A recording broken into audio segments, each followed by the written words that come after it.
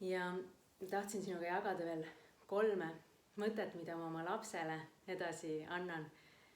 Nüüd eriti, kui ta käib 1. klassis ja tal on ka aega, mis ta või päris suure osa päevast veedab ilma minu juuresolekuta.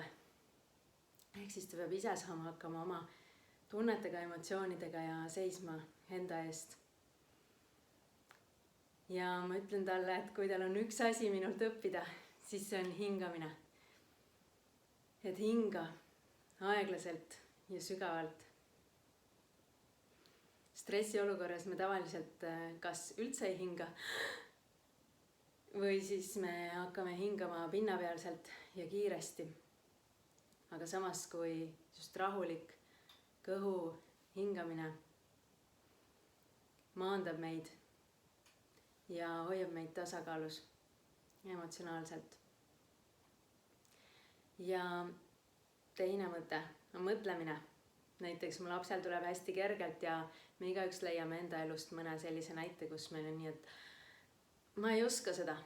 Ja siis ma õpetan talle, et okei, tühista nüüd see ja ütle endale, et ma oskan seda. Mis siis, et sa arvad, et sa ei oska, lihtsalt ütle endale ja vaata, kuidas see mõjub, mida see su kehas teeb. Ja mismoodi su meel hakkab nagu iseenesest otsima lahendusi, et ma oskan seda, et kuidas ma ikkagi saaksin seda osata. Ehk siis selline positiivne enesesisendus või endaga kõnelemine. Hingamine, siuke näpp tuli. Hingamine, siis positiivne enesega rääkimine ja 3. Hoiak.